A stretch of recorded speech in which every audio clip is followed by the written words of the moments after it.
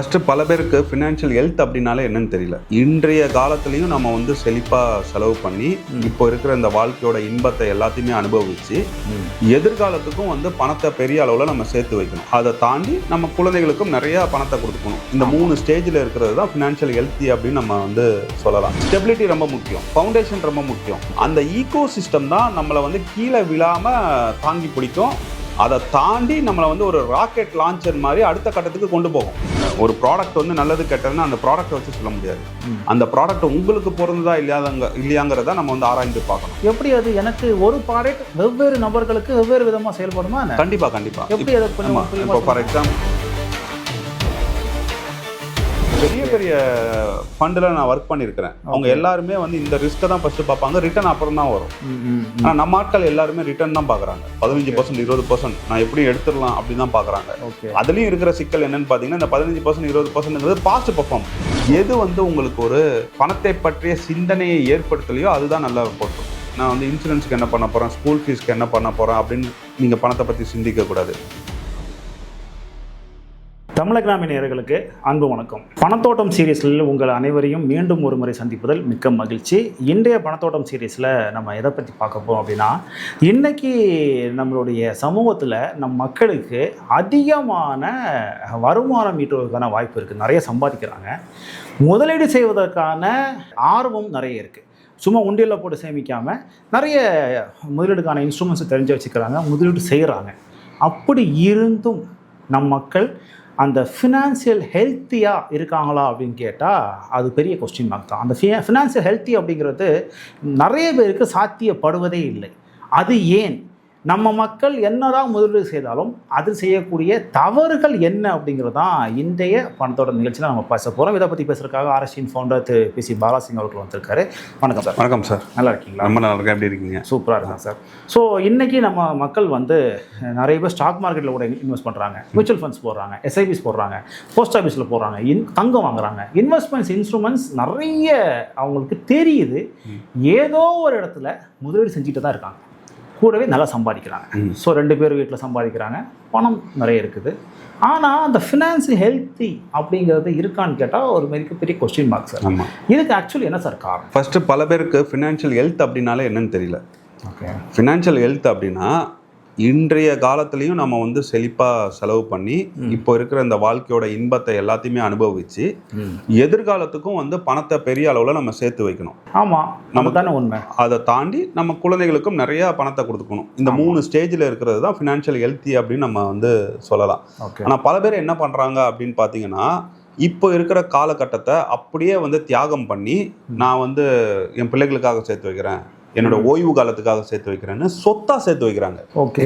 சொத்தை வந்து கிரியேட் பண்றதுல ரொம்ப ஆர்வம் காட்டுறாங்க. அதுல என்ன சிக்கல்? சொத்தா சேர்த்து வைக்கிறதால இந்த நான் சொன்னேனே ஃபினான்ஷியல் ஹெல்த்னா என்ன சொன்னேன், நீங்க இப்போ இருக்கும் போதுமே நல்லா செலவு பண்ணி நல்லா வசதியா வாழணும், மகிழ்ச்சியா வாழணும், குடும்பத்தோட சந்தோஷமா வாழணும். சொத்து சேர்த்தா பணக்காரன் இருக்கானே, அந்த எண்ணம் போதாதான் எனக்கு பணக்காரன் அப்படிங்கிறது? ஆமா, எண்ணம் கனவுகள் கண்டிப்பா போதாது. நம்ம நிஜத்திலேயே வந்து வாழணும். அதுதான் ஃபினான்ஷியல் ஹெல்த். நீங்க சேர்க்கக்கூடாதுன்னு நான் சொல்லல. நீங்க சொத்தா சேருங்க, பெரிய பணக்காரராகுங்க, உங்க பிள்ளைகளுக்கு கோடி கோடியா கொடுங்க, நான் அதெல்லாம் சொல்லல. ஆனா அது ஃபினான்ஷியல் ஹெல்த்திக்கு கீழே வர. ஏன் கேட்குறேன்னா, நான் நல்லா சம்பாதிக்கிறேன், நானே செலவு பண்ணிட்டேன் அப்படின்னா என் பிள்ளைங்களுக்கு என்ன நான் சேர்த்து வச்சிட முடியும்? அதனால நான் அதை சேர்த்து வைக்கணும்ல. அதாவது நீங்களே செலவு பண்றது அப்படிங்கிறது எதுக்கு செலவு பண்றீங்கன்னு இருக்கு. ஓகே. நம்ம வந்து செலவே வந்து இங்க எதிர்மறையா பார்க்கணும். அதுதான் சிக்கல். ஓகே. நமக்கு ஃபினான்ஷியல் ஹெல்த் இல்லாததுக்கு காரணம் எதற்கு செலவு பண்ணணும் அப்படிங்கறதே நமக்கு தெரியாது. எதுக்கெல்லாம் செலவு பண்ணணும் அதை சொல்லுங்க. நம்மளுடைய உடல் நலனுக்கு செலவு பண்ணணும். ஓகே. ஜிம்முக்கு போகணும், ஒரு ஸ்போர்ட்ஸுக்கு போகணும், ஒரு ஸ்விம்மிங் போகணும், இதுக்கெல்லாம் செலவு பண்ணணும். மனநலனுக்கு ஸ்பெண்ட் பண்ணணும். ஒரு நல்ல ஒரு என்டர்டெயின்மெண்ட் ஒன்று வச்சுக்கணும், குடும்பத்தோட நேரத்தை ஸ்பெண்ட் பண்ணணும். எப்போதுமே ஃபோனில் இருக்கக்கூடாது. ஓகே. அப்படி ஃபோனில் இருக்கக்கூடாது அப்படின்னாலே குடும்பத்தோட வெளியே போனால் அதுக்கு செலவாகும். ஓகே. இதை தாண்டி நெட்வொர்க்கு எக்ஸ்போஷருக்காக ஸ்பெண்ட் பண்ணணும். இந்த 4 விஷயத்துக்கு ஸ்பெண்ட் பண்ணும்போது தான் நமக்கு வளர்ச்சி கொடுக்கும். நம்மளை சுற்றி ஒரு ஈகோ சிஸ்டம் கிரியேட் ஆகும். ஓகே. அந்த ஈகோ சிஸ்டம் தான் நம்மளை வந்து கீழே விழாமல் தாங்கி பிடிக்கும். அதை தாண்டி நம்மளை வந்து ஒரு ராக்கெட் லான்ச்சர் மாதிரி அடுத்த கட்டத்துக்கு கொண்டு போகும். ஓகே. அப்போ நீங்கள் இதெல்லாம் பண்ணாமல் எதிர்காலத்துக்காக மட்டும் சொத்தாவே சேர்த்து வச்சிங்க அப்படின்னா நீங்கள் இன்றைய காலத்தையும் நன்றாக வாழலை, அடுத்த காலத்துக்கு தேவையான ஈகோ சிஸ்டமையும் நீங்கள் உருவாக்கி வைக்கல. அப்படின்னா என்ன அர்த்தம் அப்படின்னா உங்கள் வாழ்க்கை முழுக்க நீங்கள் வந்து கஷ்டத்தில் தான் இருக்க போகிறீங்க அப்படிங்கிறது தான் அர்த்தம். ஓகே, இப்போது நான் புரிஞ்சுக்கிட்டேன். இப்போது நான் இதெல்லாம் செஞ்சுக்கிறேன், எனக்காக வாழ்கிறேன், என் குடும்பத்தோடு நிறைய நேரம் செலவிடுறேன், நான் அப்ஸ்கில் பண்ணிக்கிறேன், இந்த எல்லாம் நீங்கள் சொன்ன எல்லா விஷயத்தையும் செய்கிறேன். அது செஞ்சுக்கிட்டு மீதம் இருக்கிற பணத்தை எடுத்துகிட்டு போயிட்டு நான் வந்து நிறைய ரிட்டர்ன் தரக்கூடிய கொஞ்சம் மியூச்சுவல் ஃபண்ட்ஸ் வாங்கி போடுறேன், கொஞ்சம் தங்கம் வாங்கி போடுறேன், கொஞ்சம் ஸ்டாக்கில் ட்ரேடிங்கில் நல்ல நிறுவனங்களாக பார்த்து கொஞ்சம் நிறுவனங்களில் இன்வெஸ்ட் பண்ணி வச்சுட்டு நான் நிம்மதியாக இருக்கிறேன். இது எனக்கு ஃபினான்ஷியல் ஸ்ட்ரெஸ்ஸை போக்குமா, ஃபினான்ஷியல் ஹெல்த்தியாக என்ன வச்சுக்குமா? இதுக்கு நடுவில் ஒரு விஷயம் இருக்குது. அதாவது நான் என்ன சொன்னேன், ஃபஸ்ட்டு செலவு பண்ணணும் அப்படிங்கிறத விஷயத்த சொன்னேன். அதுக்கப்புறம் நீங்கள் நேராக ரிட்டர்னுக்கு போயிட்டீங்க. இதுக்கு ரெண்டுத்துக்கும் நடுவில் கேஷ் ஃப்ளோன்னு ஒரு இஷ்யூ இருக்குது. அது என்ன கேஷ் ஃப்ளோ? இப்போ நீங்கள் இப்போ இருக்கிறத வந்து மகிழ்ச்சியாக இருக்கிறதுக்காக செலவு பண்ணுறீங்க. 1 வருடம் கழித்து உங்களுக்கு ஒரு பண தேவை ஏற்படும். 2 வருடம் கழித்து ஒரு பண தேவை ஏற்படும். அப்போ தான் நான் சேர்த்து வச்சுக்கிற பணத்தை எடுத்துருவேனே. அப்போ மார்க்கெட் கம்மியாக இருந்ததுன்னா அப்போ நான் என்ன செய்யணும் அப்படின்னா, அப்போனா அதுக்கேற்ற மாதிரி நீங்கள் திட்டங்கள் இடணும். என்ன திட்டம் அது? நம்ம ரிட்டர்ன்ஸை மட்டும் பார்த்து ஓடக்கூடாது, ஓகே, கேஷ் ஃப்ளோவையும் பார்க்கணும். அப்படிங்கிற அடிப்படையில் நமக்கு ஒரு 7% 8% ரிட்டர்ன் கொடுத்தா கூட போதும். ஏன்னா எனக்கு இந்த பணம் தேவை, 1 வருடத்தில் தேவை, 2 வருடத்தில் தேவை, அதை நான் கணக்கு போட்டு வச்சுருக்கேன். அதை தூக்கிட்டு போயிட்டு எனக்கு ஹை ரிட்டர்ன் கொடுக்கும் அப்படின்னு சொல்லிட்டு நீங்கள் சொல்கிற மாதிரி ஷேர் மார்க்கெட்டில் இன்வெஸ்ட் பண்ணக்கூடாது. மியூச்சுவல் ஃபண்ட்ஸ்னு சொல்லும்போது நிறைய பேர் வந்து ஷேர் மார்க்கெட்டோட தொடர்புடைய மியூச்சுவல் ஃபண்ட் ஈக்விட்டியில் தான் இன்வெஸ்ட் பண்ணியிருப்பாங்க. அதிலலாம் இன்வெஸ்ட் பண்ணிட்டு இருக்கக்கூடாது. ரிட்டர்னை பார்த்து ஓடக்கூடாது. ஓகே, ஸ்டெபிலிட்டி ரொம்ப முக்கியம், ஃபவுண்டேஷன் ரொம்ப முக்கியம். ஓகே, அதை நீங்கள் பண்ணி வச்சா மட்டும்தான் ஃபினான்ஷியல் ஹெல்த்தியாக இருக்கீங்கன்னா. ஓகே, நீங்கள் சொல்கிறது வந்து இந்த எமர்ஜென்சி ஃபண்ட் மாதிரி சொல்கிறீங்க. ஆமாம். இப்போ எமர்ஜென்சி ஃபண்ட் அப்படிங்கிறது வந்து ரொம்ப முக்கியமாக, அது இல்லாமல் நான் வந்து இன்வெஸ்ட்மெண்ட்டுக்குள்ளே இறங்குறதுல என்ன சார் பிரச்சனை வரும்? நான் வந்து எமர்ஜென்சி ஃபண்டு கூட சொல்லலை, கேஷ் ஃப்ளோ தான் சொன்னேன். ஆனால் எமர்ஜென்சி ஃபண்டு ரொம்ப முக்கியம். ஓகே, ஸோ எமர்ஜென்சி ஃபண்டு ஏன் ரொம்ப முக்கியம் அப்படின்னா, நீங்கள் வந்து ஹை ரிட்டர்ன்ஸை மட்டும் தான் எல்லாம் பார்த்துட்டு இருக்காங்க.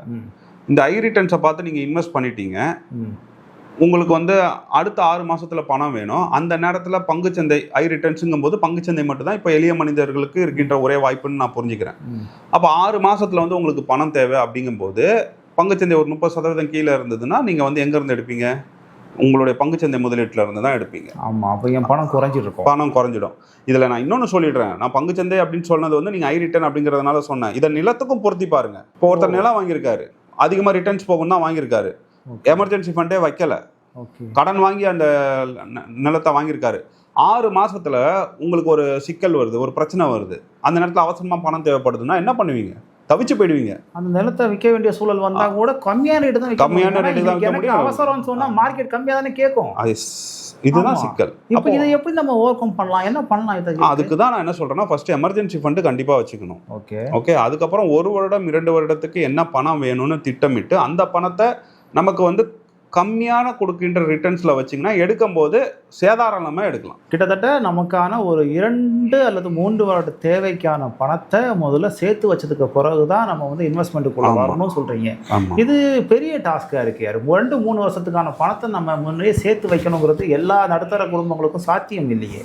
இதுக்கு வேறு மாற்று வழி ஏதாவது? இதுக்கு மாற்றே கிடையாது. நீங்கள் சாத்தியம் இல்லை அப்படின்னா ஹை ரிட்டர்ன்ஸை பற்றி யோசிக்காதீங்க. இல்லை, நான் வந்து எனக்கான எமர்ஜென்சி அப்படிங்கிறதுக்கு ஒரு நல்ல ஒரு ஹெல்த் இன்சூரன்ஸ் எடுத்திருப்பேன், ஒரு டேர்ம் இன்சூரன்ஸ் ஒன்று போட்டிருப்பேன். அப்போ எனக்கான அந்த ரிஸ்க்குங்கிறது கொஞ்சம் குறையுது இல்லையா? எனக்கு ஏதாவது யாருக்காவது உடம்பு சரியில்லாம அக்கா பொண்ணுக்கு அரசாவரனில் தங்க நகை பண்ணணும், அப்போ உங்களுக்கு டேர்ம் இன்சூரன்ஸும் உதவாது, ஹெல்த் இன்சூரன்ஸும் உதவாது. அப்போ எங்கே பண்ணுவீங்க? அப்போ நீங்கள் உட்காந்துட்டு ஹை ரிட்டர்ன்ஸ் கொடுக்குற வீட்டில் இருக்கிற தங்க நகையை கொண்டு போய் அடகு வைப்பேன். அந்த மாதிரி தான் பண்ணணும். ஸோ அந்த மாதிரி நம்ம அதான் நடந்துட்டு இருக்குது. அதுதான் சொல்கிறேன், அதான் பண்ணுவோம். அப்படியும் பண்ணக்கூடாது. சரி, என்னன்னா இப்போ கோல்டே வந்து உங்களுக்கு வந்து 20% மேலே போகுது, 20% கீழே வருதுங்கும் போது நீங்கள் அதை வந்து ஒரு எமர்ஜென்சி ஃபண்டாக கருதவே கூடாது. ஓகே, நீங்கள் அப்படி பார்த்துட்டே இருந்தீங்கன்னு வச்சுக்கோங்களேன், தங்கத்தை வச்சு எடுக்கும்போது நீங்கள் வந்து திருப்பி தங்கம் மேலே போகும்போது அந்த தங்கத்தை தான் வாங்குவீங்க. ஓகே, ஆமாம் ஆமாம் ஆமாம். குறைவாக இருக்கும்போது நீங்கள் எமர்ஜென்சிக்காக விற்ற தங்கத்தை மறுபடியும் ஏறும்போது வாங்குவீங்க. ஓகே, ஆனால் அதுக்கு நம்ம கணக்கு வழக்கெல்லாம் பார்க்குறதே கிடையாது. ஓகே, பர்சன்டேஜ் வைஸ் பார்த்தீங்கன்னா ரொம்ப நட்டம் தான் வரும். ஓகே, அப்போ அந்த இடத்துலலாம் ஃபினான்ஷியல் ஹெல்த் இல்லைன்னு அர்த்தம். சரி, இப்போ நான் நீங்கள் சொன்னதெல்லாம் பண்ணிட்டேன், கேஷ் ஃப்ளோவும் எல்லாம் ரெடி பண்ணிட்டேன், எனக்கு அந்த எமர்ஜென்சி சுச்சுவேஷனை சமாளிக்கிறதுக்கெல்லாம் பண்ணிட்டேன். இப்போ நான் டைரெக்டாக நல்ல ரிட்டர்ன் கொடுக்கக்கூடிய ஸ்டாக்காக பார்த்து, நல்ல ரிட்டர்ன் கொடுக்கக்கூடிய மியூச்சுவல் ஃபண்டாக பார்த்து நான் எடுத்து போய் என் பணத்தை இன்வெஸ்ட் பண்ணலாமா? ஆமாம், பண்ணலாம். நீங்கள் ஃபஸ்ட்டு வந்து டேர்ம் இன்சூரன்ஸ், ஹெல்த் இன்சூரன்ஸ், இது பேசிக் நீங்களே சொல்லிட்டீங்க. இது பண்ணதுக்கப்புறம் எமர்ஜென்சி ஃபண்ட்ஸ், அதுவும் நீங்களே சொல்லிட்டீங்க. அதுக்கப்புறம் 1 வருடம் 2 வருடத்துக்கு தேவையான பணத்தை வச்சதுக்கப்புறம் நாம் அதிகமாக ரிட்டர்ன்ஸ் கொடுக்கின்ற லேண்டுக்கு வரலாம், இல்லைனா பங்குச்சந்தைக்கு வரலாம். இந்த மாதிரி நான் லேண்டை வந்து அதிகமாக ரிட்டர்ன்ஸ் கொடுக்குறது அப்படிங்கிறத தாண்டி அதில் வந்து லிக்விடிட்டி கம்மி. ஆமாம். ஸோ லிக்விடிட்டி கம்மிங்கிறதுனால தான் நீங்கள் வந்து இதெல்லாம் பண்ணதுக்கப்புறம் தான் அதில் வரணுங்கிறேன். அதே மாதிரி நீங்கள் அதிகமாக ரிட்டர்ன்ஸ் கொடுக்குறது பங்குச்சந்தை அப்படிங்கும்போது நீங்கள் அதுலேயும் வரலாம். ஆனால் இதெல்லாம் கண்டிப்பாக பண்ணியிருக்கணும். இதெல்லாம் பண்ணாமல் நீங்கள் வந்தீங்கன்னா உங்களுக்கு ஃபினான்ஷியல் ஹெல்த் இல்லைன்னு அர்த்தம். ஓகே. இது எப்படி புரிஞ்சுக்கணும் அப்படின்னா, ஃபினான்ஷியல் ஹெல்த்துங்கிறது அதிக பணம் கிடையாது. அதை நம்ம கிளாரிஃபை பண்ணணும். கொஞ்சம் பணம் இருந்தாலும் இன்றைய வாழ்க்கையும் நம்ம நிம்மதியாக வந்து வாழணும். நமக்கான கேஷ் ஃப்ளோ தொடர்ந்து அடுத்த வருடம் அதுக்கு அடுத்த வருடம் இருக்கணும். அதுக்கப்புறம் இருக்கிற பணம் பெரிய அளவில் வளரணும். இதுதான் ஒரு சிறந்த ஃபினான்ஷியல் ஹெல்த் அப்படின்னு சொல்லலாம். நான் 1 கோடி ரூபா வச்சிருக்கிறேன், டேர்ம் இன்சூரன்ஸ் போடல, ஹெல்த் இன்சூரன்ஸ் போடல, எமர்ஜென்சி ஃபண்ட் வைக்கல, இந்த 1 கோடி 2 கோடியை நான் ஷேர் மார்க்கெட்டில் வச்சிருக்கேன், எனக்கு அது வந்து 30% ரிட்டர்ன்ஸ் கொடுக்குது அப்படின்னா என்னை பொறுத்த வரைக்கும் அது வந்து ஒரு ஃபினான்ஷியல் ஹெல்த் வந்து கிடையாது. ஏன்னா நீங்கள் அந்த பணத்தை வச்சு வாழலை. ப்ளஸ் நீங்கள் வந்து ரொம்ப ஒரு ரிஸ்கில் இருக்கிறீங்க. நாளைக்கு உங்களுக்கு ஏதாவது ஆச்சுன்னா அந்த 1 கோடி தான் எடுத்து ஸ்பெண்ட் பண்ணணும். அது வந்து தேவையில்லாத வேலை, நஷ்டம் தான் அது. ஓகே. ஸோ இப்படி தான் நம்ம இதை புரிஞ்சுக்கணும். ஓகே. அடுத்தது வந்து நம்ம மக்கள் வந்து இன்வெஸ்ட்மெண்ட் அப்படின்னு வந்தாலே நேரடியான கேள்வி என்ன அப்படின்னா, சார் நல்ல மியூச்சுவல் ஃபண்டுனா ஒன்று சொல்லுங்கள் சார். எது சார் நல்ல மியூச்சுவல் ஃபண்டு? நல்ல பாலிசி, மெடிக்கல் பாலிசி ஒன்று சொல்லுங்கள் சார். எது சார் நல்ல பாலிசி? இப்படி தான் கேட்பாங்க. ஸோ அந்த நல்லது அப்படிங்கிறது ஒரு ப்ராடக்டை குறிப்பிட்டு கேட்குறது அப்படிங்கிறது வந்து நல்ல விஷயமா, அல்லது அதில் ஏதாவது சிக்கல் இருக்கா? அப்படி சொல்ல முடியாது. சரி, ஒரு ப்ராடக்ட் வந்து நல்லது கெட்டதுன்னா அந்த ப்ராடக்ட்டை வச்சு சொல்ல முடியாது. அந்த ப்ராடக்ட் உங்களுக்கு பொருந்ததா இல்லையாங்கிறத நம்ம வந்து ஆராய்ந்து பார்க்கணும். எப்படி அது எனக்கு ஒரு ப்ராடக்ட் வெவ்வேறு நபர்களுக்கு வெவ்வேறு விதமாக செயல்படுமா? கண்டிப்பாக. எப்படி அதை கொஞ்சம் இப்போ ஃபார் எக்ஸாம்பிள் வந்து மியூச்சுவல் ஃபண்ட்ஸ்லேயே எடுத்துக்கலாமே. மியூச்சுவல் ஃபண்ட்ஸில் வந்து ஸ்மால் கேப் ஃபண்டுன்னு சொல்லுவாங்க. சின்ன நிறுவனங்கள் அது அப்படின்னாலே அது ஒரு 30,000 கோடி மார்க்கெட் வேல்யூஷன்ல இருக்குன்னு வச்சுக்கோங்க. அந்த நிறுவனங்கள்ல வந்து சிறந்த ஒரு ஃபண்டா இருந்தாலும் உங்களுக்கு ஒரு 50 வயது இருந்தது அப்படின்னா அந்த ஃபண்டை நம்ம தேர்ந்தெடுக்க கூடாது. ஏன்னா அது வந்து அதிக ரிஸ்க், குறுகிய கால அடிப்படையில் அது வந்து ரொம்ப கீழே இறங்குறதுக்கு வாய்ப்பு இருக்கு. அப்படிங்கும்போது அது எவ்வளவு சிறந்த ஒரு ஃபண்டா இருந்தாலும் உங்களுக்கு அது சரிப்பட்டு வராது. ஓகே. ஸோ அதனால நம்ம அதை எடுக்கக்கூடாது. ஓகே. இப்போ நம்ம இந்தியாவை பொறுத்த வரைக்கும் எப்போவுமே கேட்குறது, நான் இந்த கேள்வியோட துணை கேள்வியை கூட வச்சுக்கலாம், ரிட்டர்ன் அதிகமாக வர்றது தான் ஃபோக்கஸ்டாக பண்ணுறாங்க. இப்போது ரிட்டனை பார்க்குற அளவுக்கு அதுக்கு ரிஸ்க்கை நம்ம ஆளுங்க பார்க்குறது இல்லை. அப்படிங்கிறப்போ இந்த ரெண்டுக்குமான வேறுபாடு என்ன? இப்போது ஒரு 15% ரிட்டர்ன் தரக்கூடிய ஒரு ப்ராடக்ட் ஒன்று இருக்கும், ஒரு 10% ரிட்டர்ன் தரக்கூடிய ப்ராடக்ட் இருக்கும். இந்த ரெண்டில் எது ஆக்சுவலி நல்லது? எது வந்து சரியான ரிஸ்க் எடுத்து சரியான ரிட்டர்ன் கொடுக்குதோ அதுதான் நல்லது. நம்ம எப்படி தெரிஞ்சுக்கிறது? அதுக்கெல்லாம் ரேஷியோஸ்லாம் நிறையா இருக்குது. ஓகே. ஒரு ஃபண்ட் எவ்வளோ ரிஸ்க் எடுக்குது அப்படிங்கிறதுக்கு வந்து நிறைய ரேஷியோஸ் வந்து இருக்குன்னு சொல்லலாம். ஓகே. நம்ம இன்வெஸ்ட்மெண்ட் பண்ணுறதுக்கு முன்னாடி பார்க்க வேண்டியது இந்த ரிஸ்க் தான். பெரிய பெரிய ஃபண்டில் நான் ஒர்க் பண்ணியிருக்கிறேன். அவங்க எல்லாருமே வந்து இந்த ரிஸ்க்கை தான் ஃபர்ஸ்ட் பார்ப்பாங்க, ரிட்டர்ன் அப்புறம் தான் வரும். ஆனால் நம்ம ஆட்கள் எல்லாருமே ரிட்டர்ன் தான் பார்க்குறாங்க. 15% 20% நான் எப்படி எடுத்துடலாம் அப்படின்னு தான் பார்க்குறாங்க. அதுலேயும் இருக்கிற சிக்கல் என்னன்னு பார்த்தீங்கன்னா, இந்த 15% 20%ங்கிறது பாஸ்ட் பெர்ஃபார்மன்ஸ். எதிர்காலத்தில் அது எப்படி இருக்குங்கிறது கணிக்க முடியாது. அப்போ நீங்கள் அது ஃபர்ஸ்ட் ஸ்டெப்பே தப்பாக தான் பண்ணுறீங்க. அதுவும் முழுசாக தப்பாக பண்ணுறீங்க. ரிட்டர்னை பார்க்கக்கூடாது, அதுலேயும் அதிகமாக இருக்கிற ரிட்டர்னை பார்க்குறீங்க, அது பாஸ்ட் பெர்ஃபார்மன்ஸ் ரிட்டர்ன். ஸோ எல்லாமே தப்பாக தான் நம்ம பண்ணிட்டு இருக்காங்க. முதலீடு நிதி சார்ந்த, அதாவது ஃபினான்ஷியல் இன்ஸ்ட்ருமெண்ட் சார்ந்த முதலீடு அப்படிங்கும்போது நம்ம ஃபர்ஸ்ட் பார்க்க வேண்டியது ரிஸ்க் ரேஷியோஸ் தான். அது சரியா இருந்தா தான் அடுத்த கட்டத்துக்கே நம்ம போகணும். இப்போ நம்ம மக்களுக்கு வந்து அதிகமாக சம்பாதிக்கிறாங்க, ஓரளவுக்கு ஃபினான்ஷியல் வெல்த்தாகவே இருக்கிறாங்க, அவங்க செலவுகளுக்கெல்லாம் அவங்களே பார்த்துக்கிறாங்க, இந்த எமர்ஜென்சி ஃபண்ட் எல்லாம் கூட சமாளிக்கிறாங்க, இன்ஸ்ட்ருமெண்ட்ஸில் நிறைய இன்வெஸ்ட் பண்ணுறாங்க, நல்ல ரிட்டர்ன் கொடுக்குற இன்ஸ்ட்ருமெண்ட்ஸாகவும் இருக்குது. இது எல்லாமே இருந்துமே ஒரு ஃபினான்ஷியல் ஸ்ட்ரெஸ் அப்படிங்கிறது இருந்துக்கிட்டே இருக்கு. எப்போ பார்த்தாலும் பணத்தை பற்றி யோசிச்சுட்டு இருக்காங்க. இதுக்கு என்ன காரணம்? ஆமாம், பணம் அதிகமாக வர என்ன பண்ணிடுறாங்க, சொத்தாக மாற்றிடுறாங்க. இப்போ ஒருத்தர் 1 லட்ச ரூபா சம்பாதிக்கும் போது என்ன பண்ணிடுறாரு, ஒரு 50,000 ரூபா இஎம்ஐ கட்டி ஒரு இடத்த வாங்கிடுறாரு. அவரே மறுபடியும் 2 லட்ச ரூபா சம்பாதிக்கும் போது என்ன பண்றாரு, மேலே ஒரு 1 லட்ச ரூபா இஎம்ஐ வர்ற மாதிரி 1.5 லட்ச ரூபா இஎம்ஐ பே பண்ணிட்டு திருப்பி ஒரு லேண்டை வாங்கிடுறாரு. உங்களுக்கு புரியுதா? 1 லட்ச ரூபா வாங்கும் போது கையில செலவுக்கு 50,000 வச்சுக்கிறாரு. அப்ப 2 லட்ச ரூபா அவர் சம்பாதிக்கிறாருன்னா கையில எவ்வளவு செலவுக்கு இருக்கணும்? 1.5 லட்ச ரூபா இருக்கணும். ஆனா அவர் என்ன பண்ணிடுறாரு, இஎம்ஐயே 1.5 லட்சத்துக்கு மாத்தி கையில அதே 50,000 தான் வச்சுக்கிறாரு. இப்படி அதிகமாக சம்பாதிக்க எங்க கிளைண்ட் ஒருத்தவங்க வந்தாங்க. 2017 ஒரு இடம் வாங்கியிருக்காங்க, 2019 ஒரு இடம் வாங்கியிருக்காங்க, 2023 ஒரு இடம் வாங்கியிருக்காங்க. இடம்லாம் நல்லா வளர்ச்சி கொடுத்துருக்கு. ஆனா கையில பணமே கிடையாது. இதைத்தான் நாம வந்து சிக்கல்னு சொல்றோம். ஆனா அந்த இடத்த வந்து வித்து காசாகிறதுக்காக நம்ம மனசும் வராது. ஏன்னா அது இடமா இருக்குது. இல்ல, அதை வித்து காசு பண்ணா அதை வச்சு இன்னும் 2-3 இடம் வாங்கணும். ஆமா, இதுதான் சிக்கல். இதை தான் நாம என்ன சொல்றோம், நீங்க சொத்து வாங்குறதுல அதிகமா கவனம் செலுத்தாதீங்க. தப்பே கிடையாது. எல்லாருமே சொத்து வாங்கணும், எல்லாருமே மகிழ்ச்சியா இருக்கணும், எல்லாருமே நம்ம பிள்ளைகளுக்கு அதிகமா கொடுக்கணும் அப்படின்னு தான் நம்ம நினைப்போம். ஆனா உங்களுடைய நிகழ்காலத்தை வந்து காம்ப்ரமைஸ் பண்ணாதீங்க. அதை தான் நம்ம பர்டிகுலரா சொல்றோம். ஸோ இந்த காலத்தை வந்து மகிழ்ச்சியா வாழுங்க அப்படின்னு சொல்லிட்டு அதுல மீதி எவ்வளோ இருக்கோ அதை வந்து நீங்க சொத்து சேருங்க, அதை வந்து இன்வெஸ்ட்மெண்ட் பண்ணுங்க அப்படின்னு சொல்றோம். ஓகே. இன்னொரு முக்கியமான பிரச்சனை என்னன்னா, நம்ம மக்கள் வந்து இன்சூரன்ஸ் ப்ராடக்ட்ஸை வந்து இன்வெஸ்ட்மெண்ட்டாகவே பார்க்குறாங்க. ஆக்சுவலி அது கரெக்டா? ரொம்ப ரொம்ப தப்பு. ஏன், எதனால தப்பு சொல்றீங்க? ஏன்னா உங்களுக்கு அது முழுமையான இன்சூரன்ஸும் கொடுக்காது, முழுமையான இன்வெஸ்ட்மெண்ட்டோட ரிட்டர்னும் கொடுக்காது. ரெண்டுக்கு என்ன வித்தியாசம் இருக்குன்னு சொல்லிடுங்க. இப்போ நீங்க இன்சூரன்ஸ் எடுக்கும்போது சரியான கவரேஜில் எடுக்கணும். 1 கோடி 2 கோடின்னு எடுக்கணும். ஆனா இப்படி பணம் திருப்பி வர்ற மாதிரியான இருக்கிற இன்சூரன்ஸ் வந்து பாத்தீங்கன்னா அதிகபட்சமா கவரேஜ் வந்து 10 லட்சம் இருக்கும். அதுக்கே பிரீமியம் அதிகமா இருக்கும். ஓ, செலவு அதிகமாயிரும் அப்படின்னா அதிக காசு தர மாதிரி இருக்கும். ஆமா, தர மாதிரி இருக்கும், கவரேஜும் கம்மி. ஓகே. இதுவே வந்து நீங்க வந்து ஒரு 20,000 ரூபாய் கொடுத்தா உங்களுக்கு 1 கோடி ரூபாய்க்கு இன்சூரன்ஸ் கிடைக்கும். ஆனா நீங்க 20,000 ரூபாய் கொடுத்தா இந்த இடத்துல 10 லட்சம் தான் உங்களுக்கு கவரேஜ் கிடைக்கும். எவ்வளவு பெரிய வித்தியாசம் இருக்கு இன்சூரன்ஸ் பார்க்கும்போது.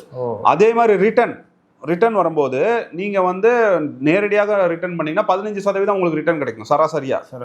ஓகே. ஆனா இங்க வந்து இன்வெஸ்ட்மெண்ட் ரிட்டர்ன் பார்க்கும்போது 6%, 7% கிடைக்கும். அவ்வளவு கம்மியா கிடைக்கும். அவ்வளவு கம்மியா ஆகும். ஆனா அது நம்ம மக்கள் கவனிக்கிறதே இல்லை. நம்ம கவனிக்கிறத தாண்டி என் பணம் திருப்பி வருது, நான் அதாவது என் கையை விட்டு 1 ரூபா போயிடக்கூடாது அப்படிங்கிற அந்த மென்டாலிட்டியில இருக்காங்க. அதனாலதான் இப்படி மறைமுகமாக போற பணம் எதுவுமே அவங்க வந்து கண்டுக்கிறது இல்லை, கவனிக்கிறது இல்லை. ஓகே. இப்போ சில பேர் வந்து ஒரு நீங்க முன்னாடி அதை தொட்டு வந்தீங்க, இஎம்ஐ வந்து இருக்கு, ஒரு 50,000 ரூபாய் இல்லை 1 லட்ச ரூபாய் இஎம்ஐ இருக்கு, மேனேஜபிளா இருக்குது அப்படின்னா இன்னும் வேற ஏதாச்சும் ஒரு பொருளை வாங்கி இஎம்ஐ ஜாஸ்தி பண்ணிப்பாங்க, மேனேஜபிள் அப்படின்னு சொல்லிட்டு. ஆக்சுவலி வெளிப்படையாக பார்த்தா அது என்னமோ நல்ல திட்டம் மாதிரியே தான் இருக்கும். அவங்களால மேனேஜ் பண்ண முடியாது. ஏதோ சொத்து வாங்குறாங்க, இல்லை ஒரு பொருள் வாங்குறாங்க, ஒரு கார் வாங்குறாங்க, ஒரு வீடு வாங்குறாங்க நினைப்போம். ஆக்சுவலி இதுக்கு உள்ளே இருக்கிற அந்த சிக்கல் என்ன? நமக்கு வந்து பணத்தை பற்றி ஒரு பயம் இருக்குது. என்கிட்ட பணம் அதிகமாக இருந்தால் அந்த பணம் வந்து யாராவது எடுத்துகிட்டு போயிடுவாங்களோ, நானே செலவு பண்ணிடுவனோ, நான் ஒரு கெட்டவனோ. ஏன்னா பணம் இருக்கிறவங்களாம் கெட்டவன் தான் நம்ம சொல்லி வச்சிருக்கிறோம். ஸோ நமக்கு பணத்தை செலவு பண்ண தெரியாது, ஏன்னா யாருமே சொல்லி கொடுக்கல, நம்ம பெற்றோர்கள்கிட்ட பணம் கிடையாது. அப்போ செலவு பண்ணலாம் அப்படிங்கும்போது அபரிவிதமாக நம்ம கையில் பணம் சேரும்போது அதை பார்த்து ஒரு பதட்டம் வருது. எப்படி ஒரு சாக்கடை வந்து அடைச்சிக்கிட்டு சாக்கடை தண்ணி உள்ள வந்தால் நம்ம பயப்படுவோமோ, அதே மாதிரி தான் இது பதட்டத்தை உண்டு பண்ணுது. அதனால எங்கேயோ போய் புதைச்சி வச்சா போதுமே அப்படிங்கிற மாதிரி ஒரு மனநிலைக்கு வந்துடுறாங்க.